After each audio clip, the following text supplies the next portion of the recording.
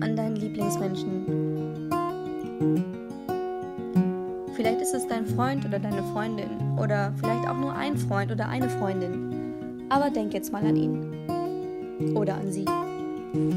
Und stell dir vor, dass ihr nicht nur oft zusammen seid, sondern dass ihr einfach immer zusammen seid. 24 Stunden am Tag.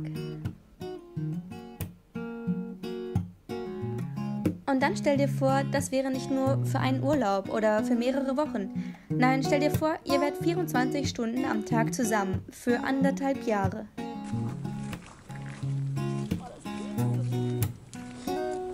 Was glaubst du, wie wäre das? Eigentlich müsste es doch toll sein. Ihr könntet alles gemeinsam machen. Ihr könntet zusammen neue Orte entdecken. Ihr könntet zusammen neue Menschen kennenlernen.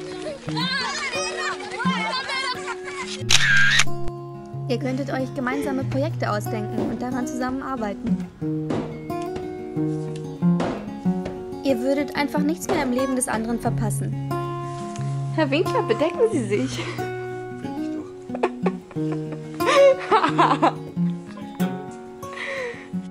Und ihr könntet gemeinsam die Welt entdecken.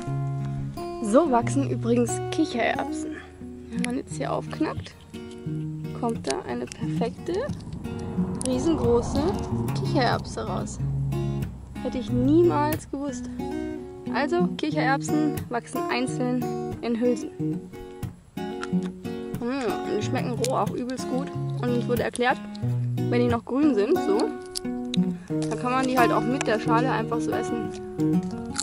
Ist echt geil. Also echt geil. Ein bisschen süß. Ein bisschen knackig. Top. Das Ding ist halt, dass du und dein Lieblingsmensch nicht jeden Tag super leckeres Essen haben werdet.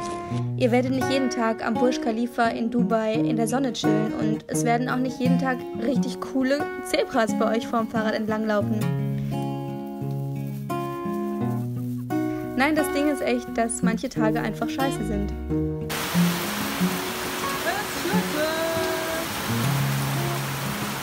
Oh, es ist überflutet auch hier.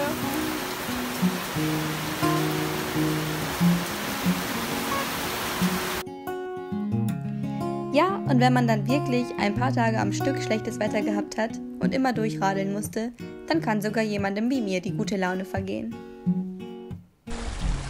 Spritzt ganz schön, ne? Das scheiß Flammenwasser da. Heute Nacht war es so kalt, dass ich jetzt bis auf ein T-Shirt und eine Trainingsjacke alle meine Oberteile übereinander angezogen habe. Und wir lagen halt echt mit Regenjacke im Schlafsack. Und dann ging es einigermaßen. Ist halt echt nicht gemütlich. Und auch untenrum habe ich jetzt hier alles, was ich irgendwie habe, übereinander angezogen. Darunter sind noch die Beinlinge und 3 Paar Socken und einfach alles. Unsere Sommerschlafsäcke sind null für das Wetter hier ausgerichtet. Wir müssen echt zusehen, dass wir jetzt nach Süden runterkommen, dass es da wärmer ist. Von daher haben wir auch gestern 140 Kilometer gekloppt. Yay! Und nicht nur schlechtes Wetter kann so eine 24-Stunden-Beziehung ziemlich belasten. Nein, auch wenn es einem von beiden mal nicht so gut geht, macht das Ganze plötzlich überhaupt keinen Spaß mehr.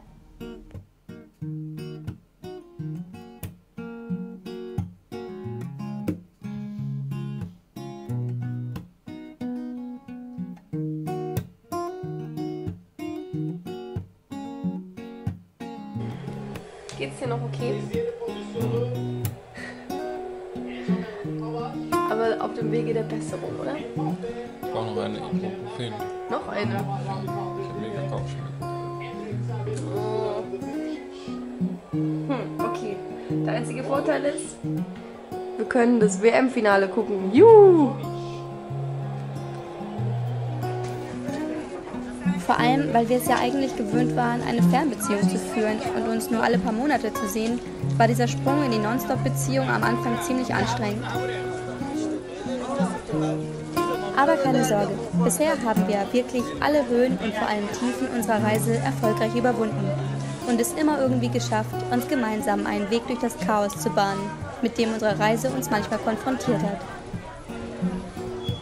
Und genau dieses Chaos hat uns aber auch zu einem echt guten Team zusammenwachsen lassen. Wir haben es geschafft! Nach 8.500 Kilometern muss das Flickzeug zum Einsatz kommen. Genau, wir haben den ersten Platten, und zwar relativ nah am Ventil, aber da war der Schlauch einfach gefalten ein bisschen, der war nicht korrekt eingesetzt. Und ganz bescheuert, unsere Ersatzschläuche sind 28 Zoll. Wir brauchen aber 26 Zoll, deswegen haben wir jetzt das Pech, dass wir diesen Reifen tatsächlich flicken müssen. Aber auch das Glück im Unglück, dass wir das Loch ziemlich schnell gefunden haben. Und jetzt versuchen wir das hier. Genau, es ist schon geklebt und jetzt muss da gleich der Patch drauf.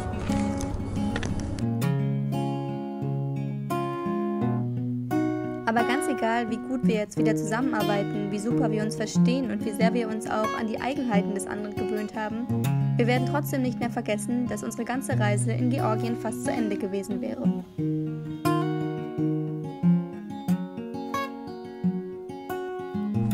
Vielleicht haben auch die steilen georgischen Berge dazu beigetragen. Ich weiß es echt nicht. Aber auf jeden Fall haben Manu und ich uns in Georgien überhaupt gar nicht gut verstanden. Und das, obwohl wir total nette Leute kennengelernt hatten, die uns sogar mitgenommen haben auf eine mehrtägige Radtour und mit denen wir essen waren.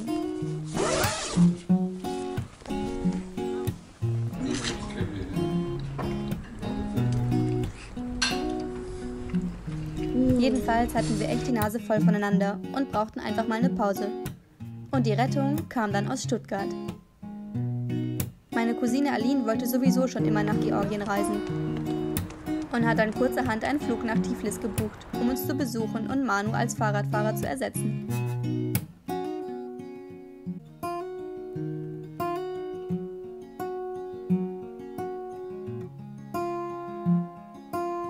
Der Plan war, dass wir zwei Cousinen von Tiflis nach Baku radeln würden und Manu mit dem Zug nachkommen sollte.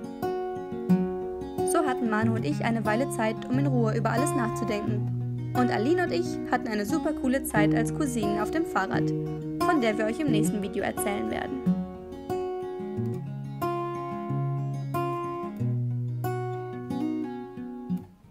Und so viel noch zu der Sache zwischen Manu und mir. Die 3 Wochen Abstand, in denen wir uns nicht gesehen haben, haben uns beiden super gut getan.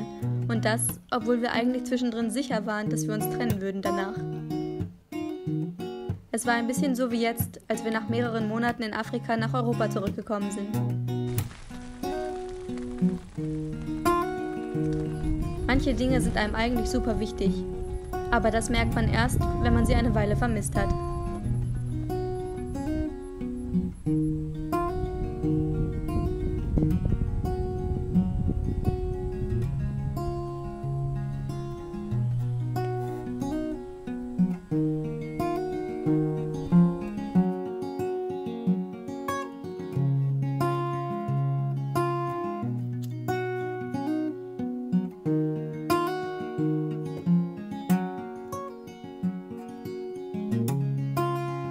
Ja, Magda hat gerade einen richtig ekligen Käfer gefunden, der sie gerade auch mal frisch angekackt hat. Ja, hat er mich angekackt. Ja.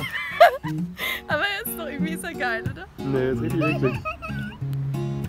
Ich finde den toll. Letztes Mal wurde sie auch von so einem Käfer gebissen und hat angefangen zu schreien und zu weinen.